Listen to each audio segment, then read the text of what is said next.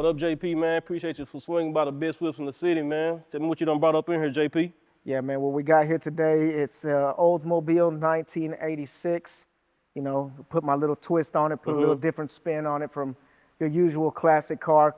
Just a project car I started a while back. For sure, man. So you got the LS442. What kind of rims we sitting on?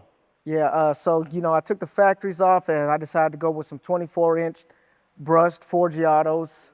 Got an offset wheel in the back with a 7-inch lip and what I would think is considered a standard fitment 24-inch wheel on the front. Okay. I'm digging. I see you got your build not brought. Yeah, man. So, just try to put a twist on the car. Yeah. Put a decal on there. Gotta call the car something. For You know what I mean? Yeah. Got the T-tops going on. Yeah. So I got lucky when I found this car. Actually, ended up finding it somewhere in Kennedale, Texas. It was an Italian man actually owned the car. Okay. And a pretty cool story behind it. He didn't go too much into detail, but he actually worked at Oldsmobile himself in the 80s. So, the fact that I was able to buy a car from somebody who worked at the dealership was kind of cool. Okay. That's what's up, brother. That's what's up, man. So how about we just take a deeper dive and walk around and see what you got? Yeah, sure thing. All right, JP, here we go, man. So did you have to do anything special to get these forges on here? Yeah, so it did require a little bit of modification, actually. I did have to actually shorten the rear end and do a quarter rail frame notch on the car. Since the wheel is so wide, there were some rubbing issues, so they had to go in there and notch the frame a little bit, shave it down. The wheel's by 11 overall, I believe, so 7-inch lip in the front. Right. The back lip of the rim had to be a lot shorter, fairly shorter, so it's a 3.5-inch back spacing on the back. But my main concern was not having to tub the car. I didn't really want to cut it up too bad. So the buddy of mine who actually fabbed everything up, all he had to do was shorten the rear end, quarter rail frame notch, and we were able to give it the look that it got now. Yeah, it's very dope, man. Very dope. I like what you did with it. Yeah, we also took off the drum brakes because they came factory with drums, and then we did a drum to disc brake conversion on there. So now I got disc brakes all around with wheel wood calipers all around as well. For sure. I like it. I can dig it. Yeah, man. Just hey, try to kind of give it a sporty retro. Yeah. Put my own twist on it. Sure, that's what you're supposed to do with it. But what else you got, man? You got something done to the interior or something like that? Yeah, we can actually take a look at the inside. The inside pretty much is fully custom. I had some custom door panels made out in Wiley, Texas. A business named Sound Factory actually did it for me. Okay. We put a custom center console in there, custom kick pods. We did a digital dash on it, and I can actually show you that a little bit more. So pretty much got LEDs. Yeah, LEDs, lights. All around, yeah.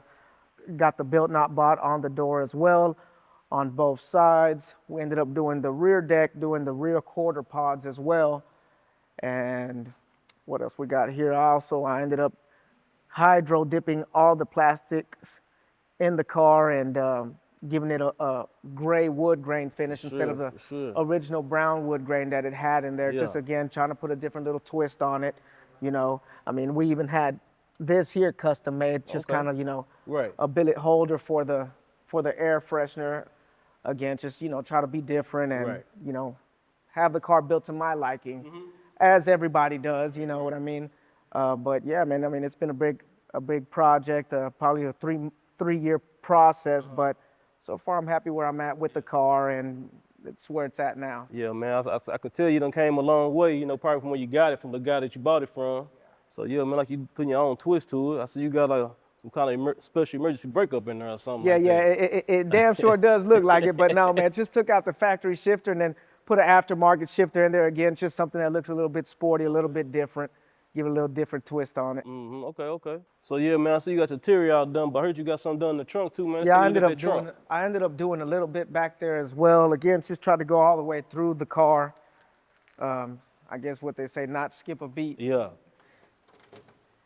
Also, we incorporated the Monte Carlos spoiler on the car too, just again, try to make it sporty, give it a sporty look.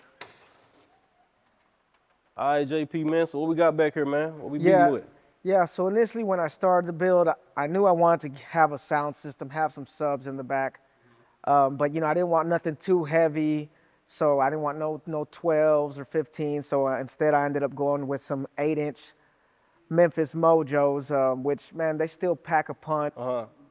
And I didn't want no outrageous big box. I still wanted to be able to put my T-tops. If it is a T-top car, I want to still be able to hey, when I'm riding, take my T-tops off, put them back in the trunk, and hey, when I want to put them back on, I'm able to put them back on.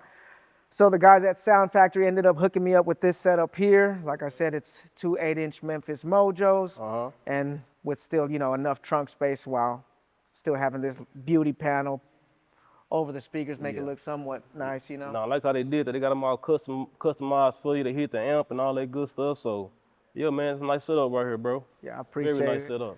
They also embossed the Built Not Bought again. Yep. Got along the small, along the small plexi there in the trunk. So yeah, I mean, hey, they did their thing. I don't got no complaints, and it's enough sound for me. Yeah, when you ride with your T-tops down, man, with your son. Hey, we just try to enjoy the car. All right, man, let's move on to the other side. All right, JP, man, so we're going to finish it up here in a little bit, but one last question, brother. Can you tell me what the 442 stands for? So originally the 442, I thought it stood for the size of the motor in the car, but no, as I'm building the car and doing a little bit more research, I actually found out that 442 stands for 4-speed, 4-barrel dual exhaust. Okay. So this car came with a 4-speed transmission, a 4-barrel carburetor, and a dual exhaust originally from the factory. So that's actually what the 442 stands for. Okay. So yeah, man, we're going to wrap it up. I see you got your thing built, not bought. I see they can catch you at the Texas Whip Fest. You got anything else, man, you want to share with the people? Man, no, I just want to say appreciate you for, having me out, letting me share a little bit about my car with you. Sure, and, definitely see if we can probably link up outside of here sometime. And, we will. If any of your followers want to follow me, they can follow me on Instagram at Built Not Bought 442. And, same thing for Facebook as well, Built Not Bought 442. Okay, everybody, that's JP. We're going to go ahead and wrap it up and go to the next car.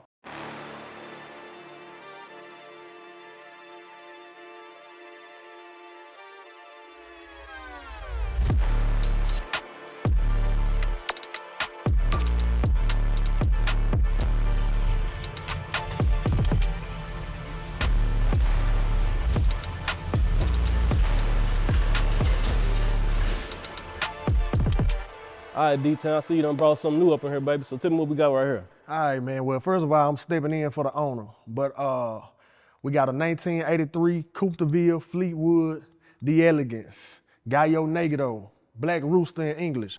Okay, I can dig it. So, man, I see we got a lot of detail on this car right here, man. So tell me what we got on this hood, starting with that, man. And on the roof, you got, first of all, you got the Stay Fast top back there. And then you got a lot of detail right here, man. He got LS Creations, that's his brand. One of the first guys doing LSs in our city.